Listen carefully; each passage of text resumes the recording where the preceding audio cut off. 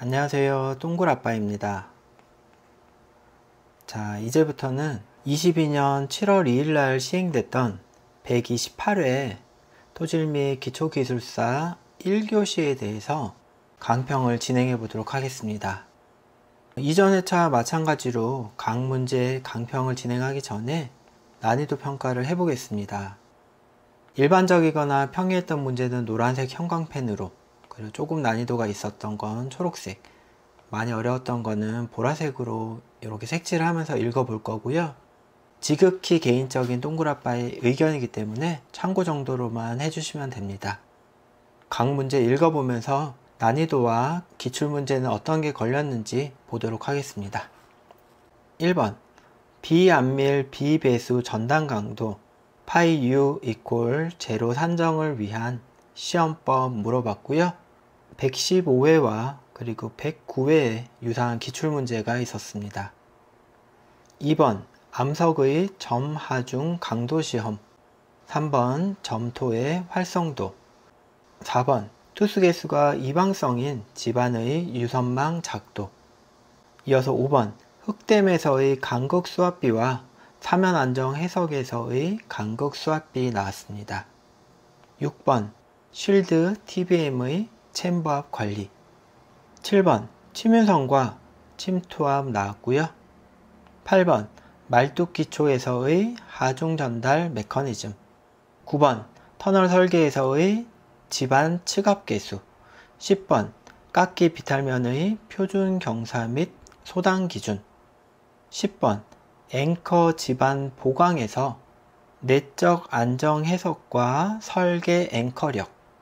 이어서 12번 내진 설계에서 집안 운동 물어봤고요. 이어서 13번 쌓기 비탈면 나왔습니다. 우측 페이지에서 평가를 해보도록 하겠습니다. 일반적인 문제는 8개가 나왔고 조금 난이도가 있었던 건 5개, 그리고 아주 어려웠던 건 없었습니다. 따라서 13문제 중에 8문제는 괜찮았고, 그리고 13문제 중에 조금 어려웠던 문제 5문제 중에 2문제만 선택을 하면 되니까 난이도로 봤을 때는 중간 정도이지 않았을까 그렇게 생각을 합니다. 추가적으로 최근 기출을 기준으로 봤을 때도 전체 13문제 중에 10문제가 걸렸기 때문에 이 또한 이번 회차 난이도는 중간 정도였다라고 말해주는 것 같습니다. 이렇게 간단하게 난이도 평가를 해봤고요. 이어서 각 문제 강평을 진행하도록 하겠습니다. 1번 비안밀 비배수 상태의 전당 강도, 즉 파이 u 이퀄 제로 값이 나오는 전당 강도를 위한 시험법을 물어봤습니다. 우선 첫 번째 요 비안밀은 현재 집안 상태가 안밀이 진행이 되었냐 안 되었냐를 가리키는 거고, 두 번째 비배수 요 부분은 전단 시 배수를 허용하냐 허용하지 않냐를 가리키는 부분이다 라고 이해해 주시면 됩니다. 비배수 상태의 내부 마찰각이 0이기 때문에 비안밀 비배수 상태의 전단 강도는 CU로 이렇게 표현이 됩니다. 이어서 시험법에 대해서 보도록 하겠습니다. 시험법은 이제 비안밀 비배수 전단 강도 하면은 삼축압축 시험의 유유 시험이 떠오를 겁니다. 이렇게 삼축압축 시험을 떠올려서 요 답안을 쓴다면은 시험 방법이라든지, 그리고 각 시험 단계별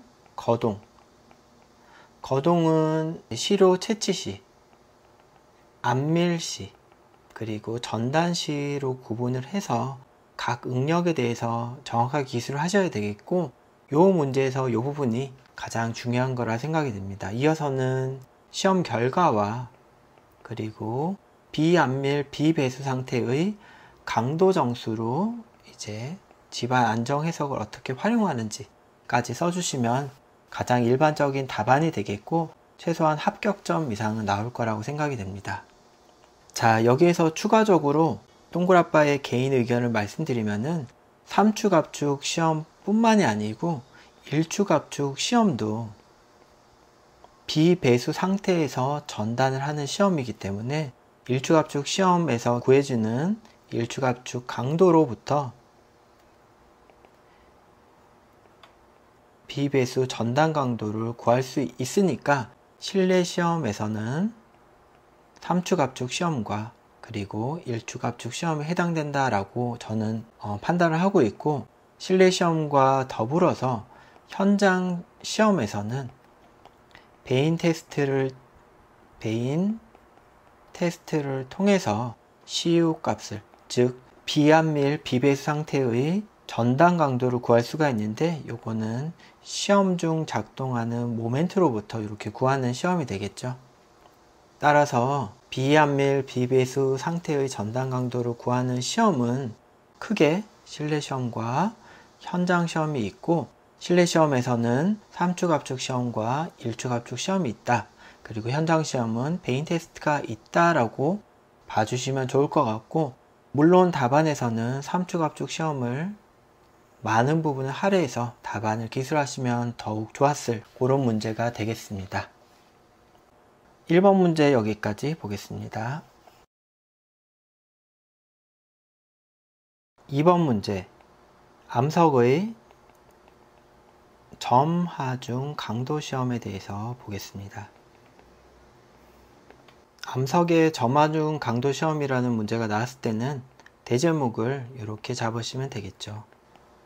첫 번째는 개요 또는 정의를 써주시고, 두 번째는 점하중 강도 시험 하는 방법, 그리고 강도를 구하는 방법, 이어서 세 번째는 강도 시험의 특징, 이어서 네 번째는 활용 분야, 이렇게 써주시면 되겠습니다.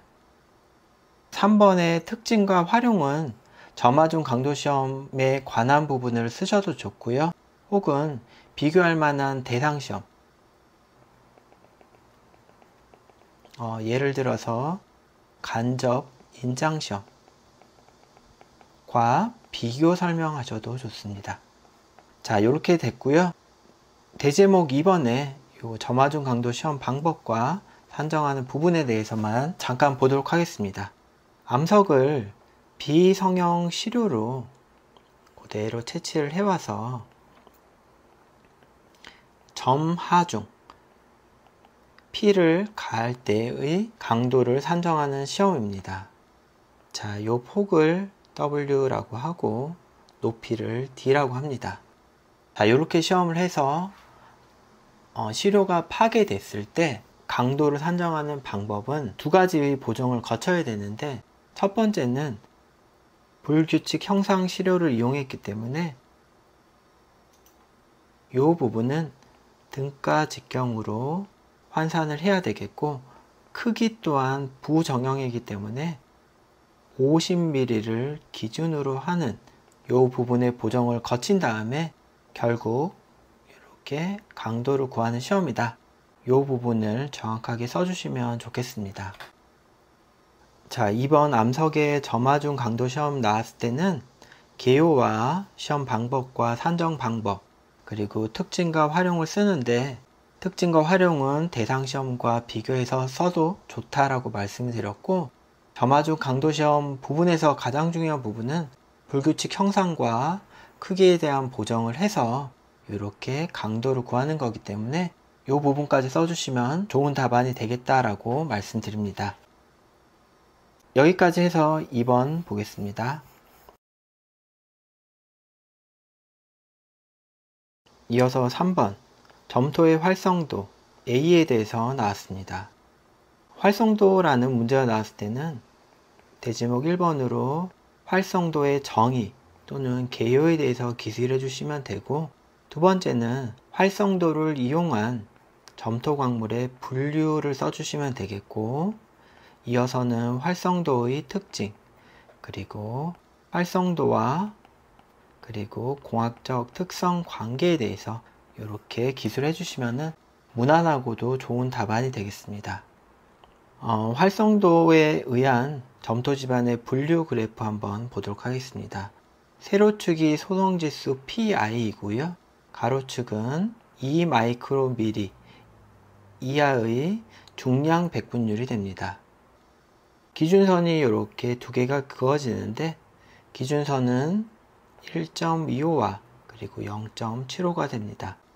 0.75, 즉 A가 0.75 이하인 부분은 비활성 점토다. A가 0.75에서 1.25 사이인 부분은 보통 활성의 점토다. 그리고 A가 1.25 이상인 부분들은 활성 점토 부분이다 라고 봐주시면 되겠고, 활성 점토는 몬모릴로 나이트, 보통 점토는 일라이트, 비활성 점토는 카오리나이트다. 이렇게 봐주시면 됩니다. 자, 3번 활성도는 정의 부분과 활성도를 이용한 점토 광물의 분류, 그리고 활성도의 특징, 활성도와 공학적 특징에 대해서 기술해 주시면 좋은 답안이 되겠습니다. 3번 여기까지 보겠습니다. 4번 보겠습니다. 투수 개수가 이방성인, 즉 KX와 KZ가 다른 집안에서의 유선망 작도를 물어봤고요. 자, 이 부분은 124회 4교시 3번 문제와 거의 동일한 문제였기 때문에 설명이 필요하신 분들은 이 부분으로 돌아가셔서 내용을 봐주시면 되겠습니다. 자, 핵심적인 부분만 잠깐 써보도록 하겠습니다. X방향의 투수 개수와 Z방향의 투수 개수가 다르기 때문에 라플레이스 방정식, 기본 방정식에다가 K, Z를 양변으로 나누게 되면은 라플레이스 방정식은 K, X분의 K, Z 곱하기 라운드 X 자승분의 라운드 자승 H 플러스 라운드 Z 자승분의 라운드 자승 H 이퀄 제로가 되고, 그리고 KX분의 KZ, 그리고 요 X를 XT로 치환을 하면은 라운드 XT의 자승 분의 라운드 자승 H 플러스 라운드 Z의 자승 분의 라운드 자승 H 이퀄 제로가 되고, 이렇게 변환이 됩니다. 따라서 이렇게 변환된 부분과 등가로 변환된 부분을 이용을 해서 이제 유선망을 작도해 주시면 되는데, 상세한 내용은 말씀드렸다시피 124회 4교시 3번을 참고해 주시면 되고, 원서를 보고 싶다 라는 분들은 김상규 교수님 교재 요 부분이 정확하게 있으니까 김상규 교수님 뿐만 아니고 요거는 뭐 이인모 교수님이나 배영식 교수님 교재에도 있으니까 참고하실 분들은 확인하셔서 학습하시면 되겠습니다. 4번 문제는 이렇게 핵심적인 방정식만 같이 보는 걸로 하고 끝내도록 하겠습니다. 5번 문제 보겠습니다. 흑댐에서 간극 수압비 B와 사면 안정 해석에서 간극 수압비 감마 U라고 했는데, 이 부분은 이제 단위 중량을 어떤 부분을 쓸 거냐, 그 부분이다 라고 봐주시면 됩니다. 문제에서 간극 수압비와 요 사면 안정 해석 이 부분이 나왔기 때문에 간극 수압비에 대해서 정확하게 정의를 내리실 수 있으셔야 되고, 이 정의는 개요도와 그리고 중간중간에 설정되는 가정사항들, 이런 부분까지 기술이 되셔야 됩니다. 이 부분은 좌측에서도 보실 수 있겠지만은 109회와 동일한 문제였고요. 그 부분을 참고하시면 되는데, 그러면 개요도를 같이 한번 그려보고 중요한 요 키워드 정도만 같이 보도록 하겠습니다. 이렇게 필댐이 그려지고 좌측에 상류부가 위치합니다. 상류부에서부터 하류부로 이렇게 치민선이 그려지고 그 아래에는 유선이다. 이렇게 봐주시면 되겠고, 자, 이렇게 점선으로 등 수두선이 그려졌다 라고 봐주시면 됩니다. 필댐의 상류부에 이렇게 사면 파괴면이 있다라고 이렇게 선을 그려 보겠고, 기준한 지점을 5점이라고 두겠습니다. 이 지점에서 치수를 그려보도록 하겠습니다. 자, 이렇게 뒀을 때 확류부 수심과 요 필된 본체와의 높이를 HW라고 하고, 본체 높이와 그리고 5점까지의 높이를 HF라고 하겠습니다. 그리고 사면 상류에서 그 지점까지의 손실 수두를 H-라고 하겠습니다. 자, 이렇게 되면은 현재 수위에서의 간극수압 U0는 HF 플러스 HW 마이너스 H-의 감마 W를 곱한 값이 되겠습니다. 이어서 이렇게 수위가 급강하하는 경우 이 지점에서의 간극수압 U는 U0 플러스 델타 U로 표현이 될 텐데요. 간극수압 B를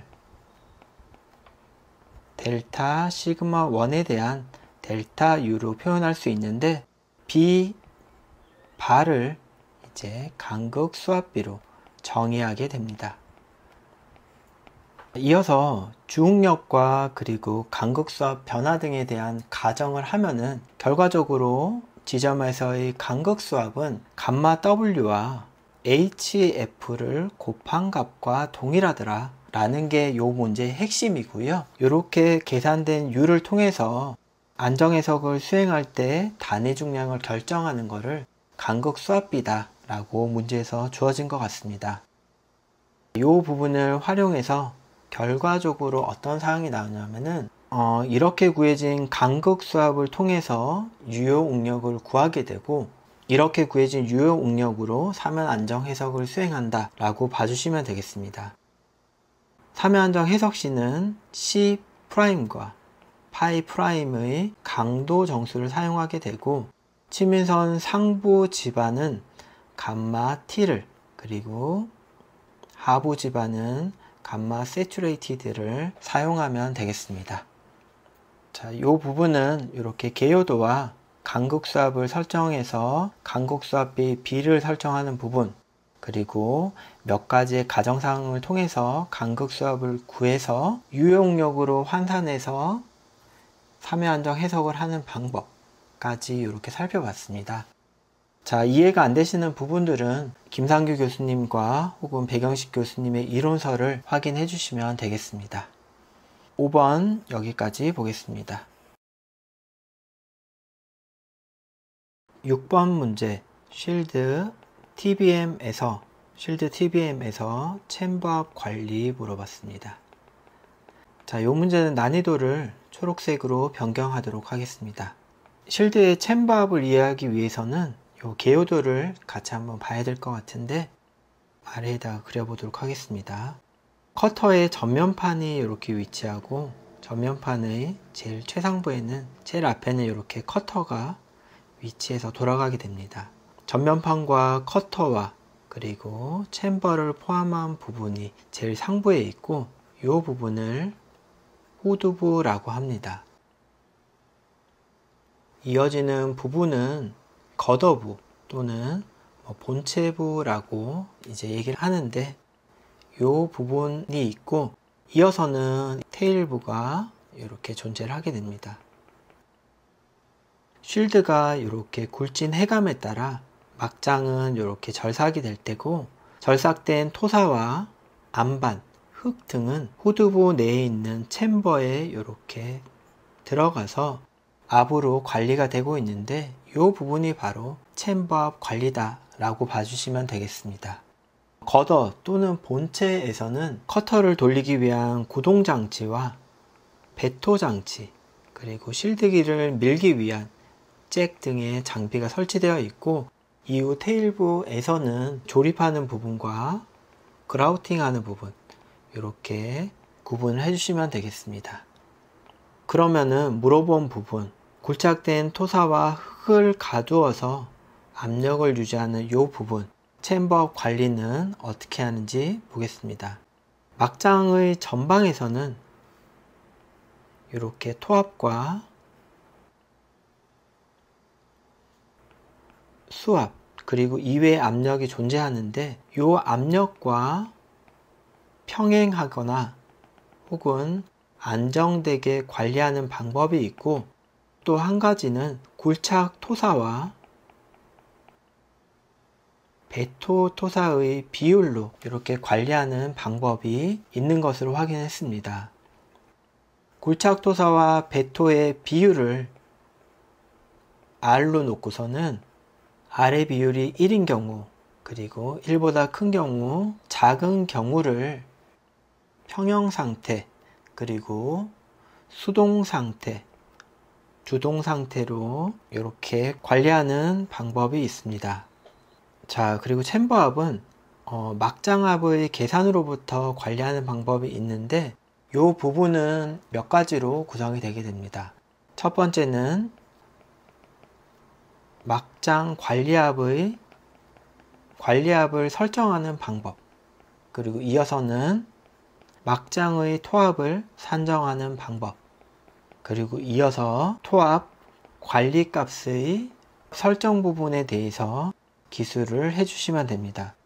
관리값 설정은 크게 상한값과 하한값으로 구분하게 되고, 상한값 같은 경우는 수동토압과 지하수압 에다가 여유압력 알파를 뺀 값으로 정하게 되고, 하한값은 주동토압 또는 이완토압에다가 지하수압을 더해주고 여유압 알파를 더한 값으로 관리를 하게 됩니다. 실드 챔버압이라는 문제가 나왔는데 이 부분은 이제 실드에 대한 개요도를 그리고 관리하는 방법 두 가지, 토사량과 배토량을 비교하는 방법과 추가적으로 막장압을 설정해서 거기에 따라 챔버압을 관리하는 부분에 대해서 살펴봤습니다. 제가 초록색으로 이렇게 색칠했지만은 실질적으로는 이 부분이 조금 상당히 난이도가 있었다라고 평가하고 6번 문제 마치도록 하겠습니다.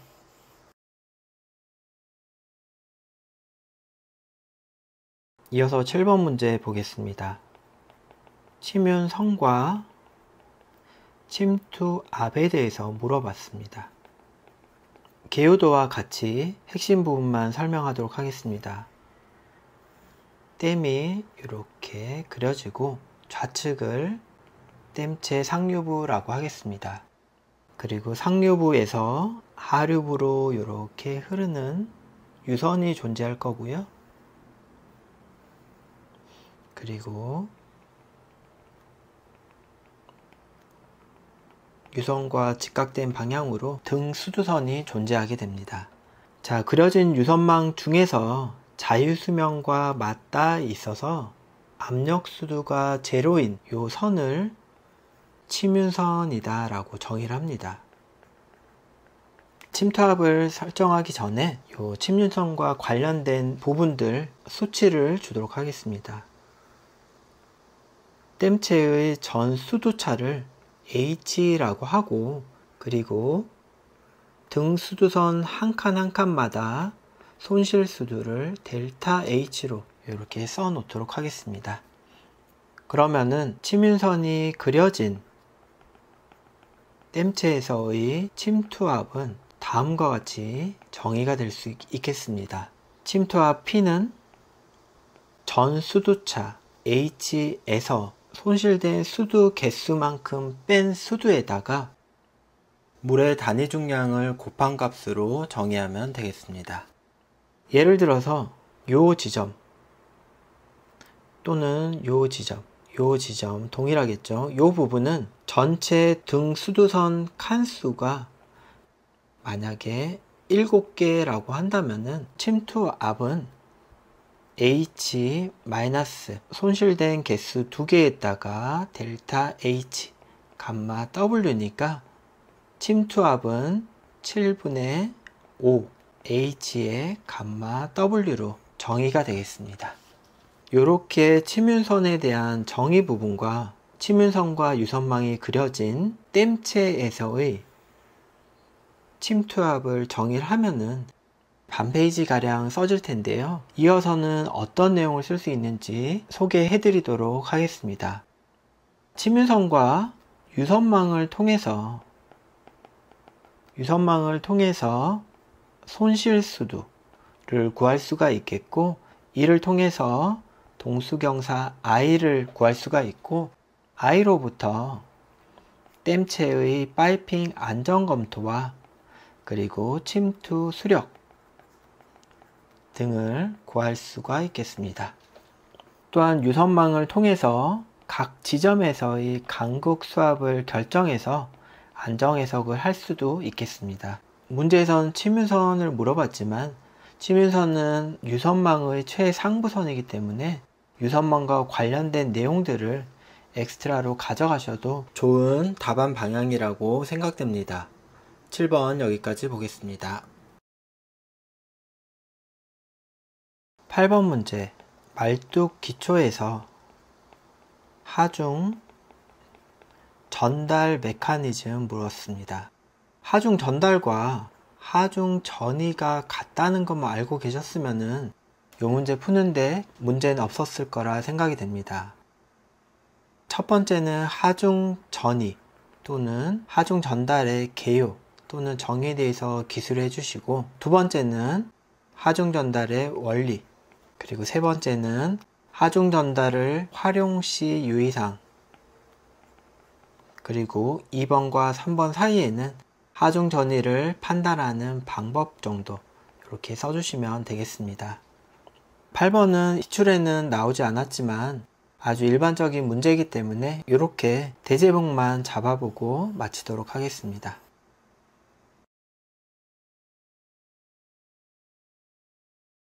9번 문제 보겠습니다. 터널 설계에서 집안의 층압계수 물어봤습니다. 집안의 층압계수는 초기 지압비와 동일한 말이고, 토사 집안에서는 정지 토합계수와 동일한 말입니다. 이 부분만 아셨다면 쓰는데 크게 문제는 없었을 거라 생각이 됩니다. 다만 터널 설계에서 집안의 층압계수를 물어봤을 때는 크게 두 가지 유형으로 답을 쓸 수 있을 거라고 생각이 되는데요. 첫 번째 유형은 집안의 층압계수를 산정하는 방법에 대해서 기술할 수 있고, 물어본 설계 시 층압계수를 이용한 방법, 이렇게 답을 쓸 수 있는데, 물어본 문제가 터널 설계라는 문구가 주어졌기 때문에 아래 방법이 맞다라고 생각이 됩니다. 두 가지 방법에 대해서는 첫 번째 개요라든지 정의는 당연히 들어가야 되고, 층압계수를 측정하는 방법을 엑스트라로 가져가도 좋습니다. 그러면 설계 시 층압계수를 산정하는 방법은 첫 번째는 층압계수 K와 그리고 심도 관계를 활용하는 부분과, 두 번째는 굴착에 따른 초기 지압비 관계.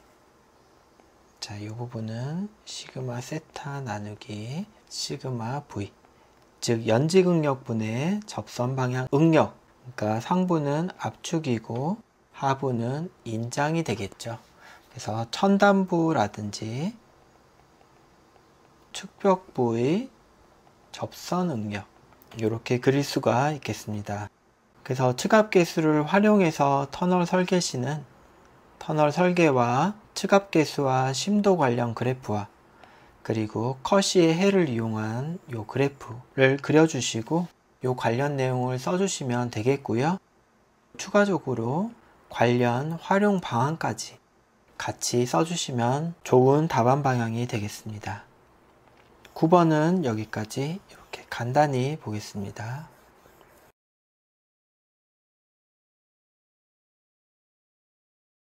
이어서 10번 문제 보겠습니다. 깎기 비탈면의 표준 경사와 소단 기준을 물어봤습니다.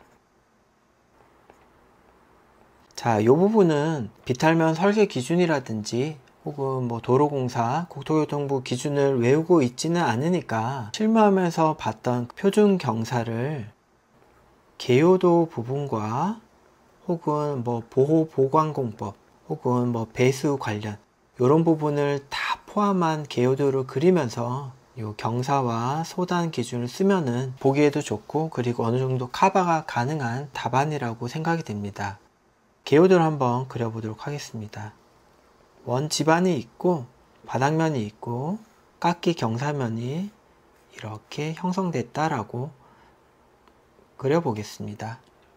그러면은 요 윗부분은 토사 중에 이제 사질토라고 하고 요 부분은 뭐 점성토 그리고 요 부분은 풍화암 이런 식으로 그려보겠습니다.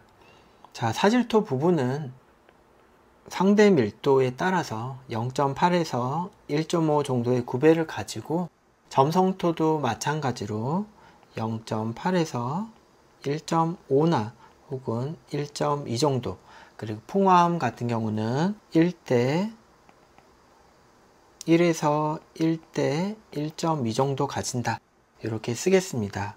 그리고 요 중간중간에는 이렇게 배수도 그리고 중간중간 이렇게 낙석 방지망도 그리도록 하겠습니다. 그리고 요 아랫부분에서는 이렇게 피암 터널 문제는 이제 경사와 소단 기준을 물어봤지만은 개요도를 그릴 때는 이렇게 깎기 비탈면의 보호공이라든지 배수 부분 이런 부분들과 곁들여서 이렇게 개요도를 그려주시면 좋겠습니다. 그리고 이 부분, 이 소단 부분은 소단이라고 이 그림에 표현하고 뭐 5m에서 10m마다 1에서 3m 폭으로 설치 뭐 이런 식으로 써주시면 되고 개요도에서는 이렇게 소단까지만 써주고 요 아래에다가 이제 내용을 써주시면 됩니다. 사질토 부분은 상대 밀도에 따라서 어디에서 어느 정도 그리고 점성토 부분은 영경도에 따라서 어느 정도 그리고 풍화암 부분은 어느 정도의 경사를 가진다. 그리고 소단은 이제 10m 이상인 사면에 대해서 설치를 하는데 5에서 20m 높이마다 1에서 3m 폭의 소단을 설치한다 라고 써주시면 되겠습니다. 자, 시험장에서 이런 문제를 어쩔 수 없이 선택을 해야 되는 부분은 깎기 비탈면과 관련된 전반적인 개요도를 그려주시고 그리고 내용에 대해서도 정확하게 알지 못하니까 사질토는 상대 밀도에 따라서 점성토는 영경도에 따라서 풍화암은 요 정도 이렇게 실무에서 봤던 부분 써주시면 되고 소단도 정확하지 않아도 되니까 수치가 과감하게 써주셔도 되겠다라는 말씀 드립니다. 10번 여기까지 보겠습니다. 11번 보겠습니다. 앵커의 지반 보강에서 내적 안정 해석과 그리고 설계 앵커력을 물어봤습니다.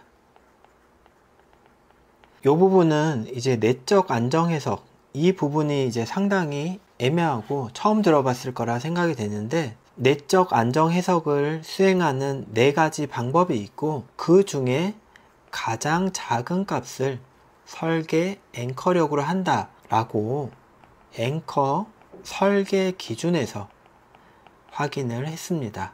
그러면은 내적 안정 해석 부분이 뭔지 확인하도록 하겠습니다.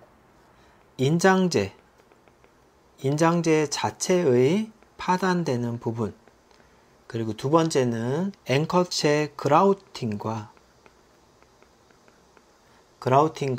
주변 지방과의 파괴 그리고 세 번째는 그라우팅과 인장재 사이의 파단 그리고 마지막은 군 효과를 고려해서 앵커력을 구하는 경우입니다. 이 4가지를 산정을 해서 작은 값을 설계 앵커력으로 산정한다 까지 써주시면 이제 답이 되겠고요. 그 학습하셨던 부분들 인장재의 파단, 그라우팅과 지반, 그라우팅과 인장재 그리고 앵커의 군 효과까지 주변 내용들을 곁들여서 써주시면 좋은 답안 형태가 되겠습니다. 11번 여기까지 보겠습니다.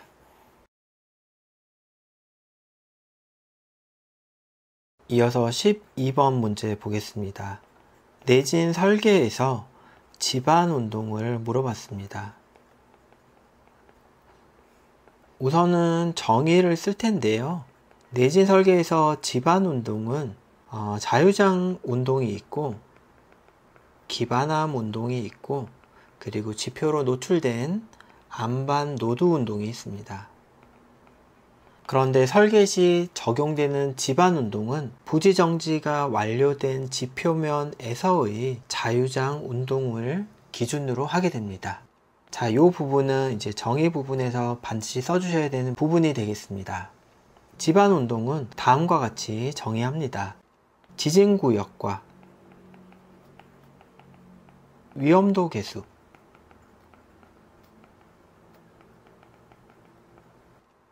집안 계수 또는 집안 증폭 계수를 이용해서 집안 운동을 정의할 수 있겠습니다. 또 다른 방법으로는 중요 구조물 같은 경우는 지진의 응답 해석을 통해서 집안 운동을 정의할 수 있고요. 또는 표준 설계 응답 스펙트럼을 통해서 집안 운동을 정의해도 되겠습니다. 요 위에 적혀 있는 이 부분만 답안을 쓰셔도 되는데 추가적으로 응답 해석과 표준 설계 응답 스펙트럼을 곁들여서 써주시면 더욱 좋은 답안 형태가 됐을 거라 생각이 됩니다. 12번 여기까지 봅니다.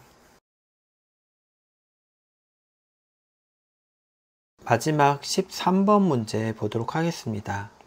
쌓기 비탈면을 물어봤습니다.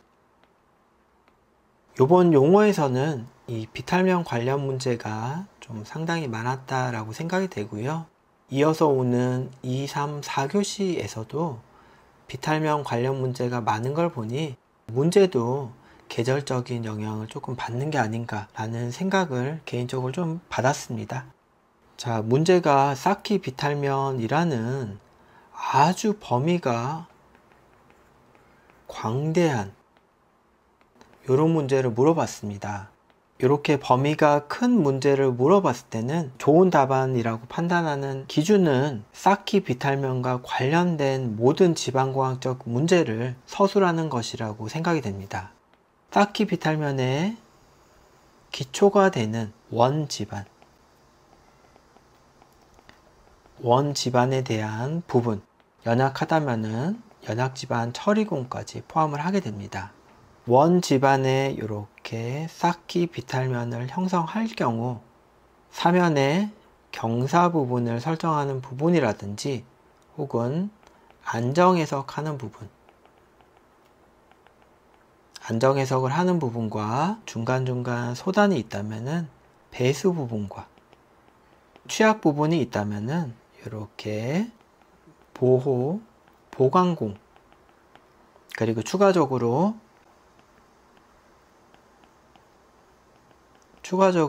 유지관리 개념까지 이렇게 쌓기 비탈면과 관련된 전체 부분에 대해서 기술하는 게 저는 좋은 답안 형태라고 생각이 됩니다.